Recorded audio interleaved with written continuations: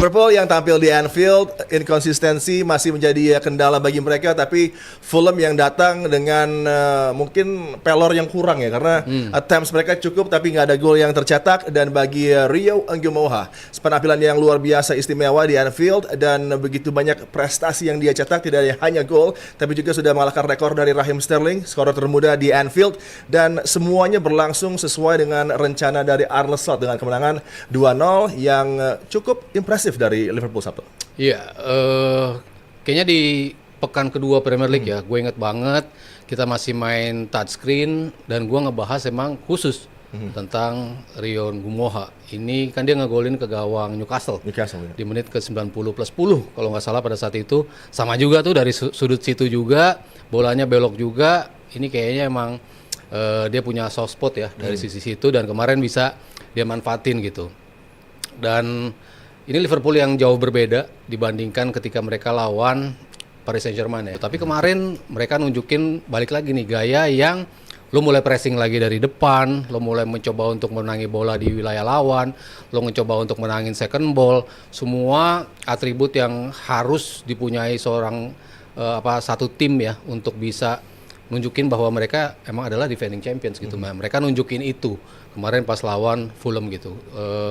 Beberapa peluang bisa mereka ciptain, mereka akhirnya bisa manfaatin untuk menjadi 2 gol ya. Jadi gua dari sisi permainan ya cukup relief juga ya. Akhirnya Liverpool bisa main seperti itu. Gue nggak tahu ini ada campur tangan Slot apa enggak. Wah, ada dong, masa nggak Ada ya, Jal. Sang pelatih. Punya plan dia, Mas. Punya plan. Siapa tahu pemainnya berontak. Jadi siapa? Van Bronckhorst loh yang set up tim. Dan ya gue cukup puas lah dari sisi permainan, dari sisi outcome, dan gue emang nggak muluk-muluk ya. Target gue mereka masuk ke Liga Champions itu udah pencapaian maksimal yang bisa mereka dapatkan di musim ini. Tapi menurut gua ini adalah pertandingan yang menunjukkan bagaimana Liverpool tuh memang di musim ini belum tepat dalam mencari pengganti sosok dari Luis Diaz. Dalam artian kita butuh sosok winger yang a runner tapi sekaligus juga bisa bagus dalam 1v1. Itu situasi yang oke lah kalau satu sisinya buruk di sisi kiri. Tapi di musim ini Mo Salah pun juga demikian. 1v1 dia udah menurun drastis banget. Jadi apa yang dialami sama Arne sepanjang musim ini, dia kejebak dengan situasi Gakpo mainnya begitu aja, dan juga Mo Salah yang udah kehilangan kecepatan dan kemampuan dia untuk bermain sebagai winger. Jadi untuk musim depan gue yakin resep Liverpool buat bisa balik ke on track jalur juara lagi, mereka perlu winger yang tipe karakternya ala Ngumoha, mungkin yang bisa lebih bervariasi atau lebih usianya lebih senior lagi. Dan satu nama menurut gue yang layak dijadi sorotan adalah Ryan Gravenberch. Ini pemain yang menurut gue udah 3 musim berseragam Liverpool, musim jeleknya ada 2, musim bagusnya ada 1, dan ini juara tapi dari Jumat. Jadi juara musim lalu, tapi ini kalau dari 3 musim dia bagusnya 1, menurut gua wajah asli dia tuh yang 2 musim mainnya nggak bagus menurut gua. Jadi versi Munchennya udah balik lagi ya? Ini dia Mas, versi Munchennya balik lagi dan main sebagai number 6. Cuma bagus di musim lalu doang. Dan menurut gue di pertandingan lawan Fulham kita jadi menyadari kalau posisi number 6 atau posisi gelandang bertahan itu salah satu posisi yang krusial juga buat didatengin sama Liverpool. Jadi 2 winger, 1 defensive midfield, dan kalau bisa 1 fullback lagi. Itu idealnya 4 butuh pemain lagi buat Liverpool buat balik. Tapi yang terjadi semalam adalah datang di momen yang sangat tepat. Kalau Liverpool kalah di Fulham kemarin, itu akan kekalahan 4 kali beruntun. Di mana musim ini Liverpool udah 3 kali kekalahan beruntun, itu 3 kali. Terakhir mereka begitu tahun 5-3, 5-4, itu pun degradasi. Jadi tim sebesar Liverpool cannot afford kekalahan 4 kali beruntun. Apalagi 3 kali dalam semusim. Liverpool terlalu besar untuk itu. Untuk kekalahan. Nah, Rio Ngumoha sebenarnya di laga itu hanya menjadi topping of an ice. Hanya menjadi sedikit aja. Satu momen, dia kill the moment. Tapi kalau gue lihat adalah bagaimana Liverpool mengalahkan midfieldnya Fulham. Itu yang buat gue sangat menarik.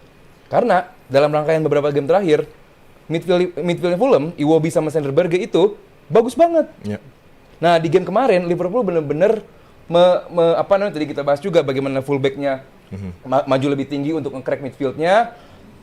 Sebenarnya aliran bola ke depan itu nggak begitu banyak Liverpool. Liverpool musim ini kalau urusan menciptakan shot itu nomor 2 terbaik. Ya setelahnya nggak usah tahu lah ya siapa ya. Pokoknya nomor 2 terbaik. Conversionnya peringkat 18. Drop banget. Jadi kalau lihat Liverpool create chances banyak, nggak usah aneh. Conversionnya seperti apa? Nah, butuh apa di situasi seperti itu? Pemain yang punya kreativitas sekaligus killing instinct. Kemarin ditunjukin tuh sama Rio Ngumoha. Meskipun kalau kali ini gue sedikit berat ke Rizal karena mungkin ini dipelajari. Kenapa? Kayaknya nih ngalahin Berleno, coba lu lihat sudut kanan bawah atau sudut kiri bawah gawangnya. Akhirnya dua golnya ciptanya begitu. Gumoha identik. Gumoha ke pojok kanan bawah, salah ke pojok kiri bawah. Bener-bener nggak ada hadangan dari Bessie ataupun Anderson yang bukan back jelek nih gitu loh, back yang oke lah. Cuma bener-bener nggak ada hadangan dari kedua tim itu. Lini belakang juga solid gue lihat. Gue lihat lini belakang juga solid. Mamardashvili, yes ada beberapa miss tapi cukup oke. Intinya di game kali itu bukan game yang luar biasa bla bla bla, cuman job done untuk Liverpool. Job done untuk mereka juga akhirnya mengistirahatkan beberapa pemain untuk menuju atau menyambut nanti PSG main di Anfield. Buat gue luar biasa enggak, tapi lebih dari cukup untuk Liverpoolnya. Diistirahatin pas mainin hancur semua. Gomez hancur, Gravenberch hancur, McAllister hancur, babak kedua. Aduh. Itulah kalau Mas Aryo kan kalau bare minimumnya juara UCL. Juara UCL. Yang bisa menyelamatkan dia. Yang bisa menyelamatkan Arne Slot.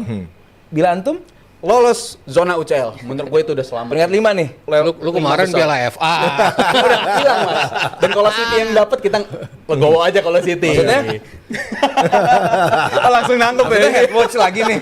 Tapi menurut gue zona UCL tuh udah cukup buat nyelamatin karir karena kalau kita rekam jejak pelatih-pelatih yang juara pun banyak yang habis juara terlempar dari zona UCL gitu. Conte, Mourinho. Konten dikasih Ranieri. 210 juta nggak di belanjanya? Beda sih. Iya. Tapi menurut gue itu menggambarkan betapa sulitnya mempertahankan. Tapi masalahnya point of view kalian berdua make sense dua-duanya sih untuk yang Arne Slot out. Kita nantikan. Iya wajar gitu, maksud gue ini tim juara loh, kok bisa begini mainnya. Arne Slot in juga wajar juga sih, tapi ya menurut gue mana yang akan diputuskan masih akhir musim sih. Ya.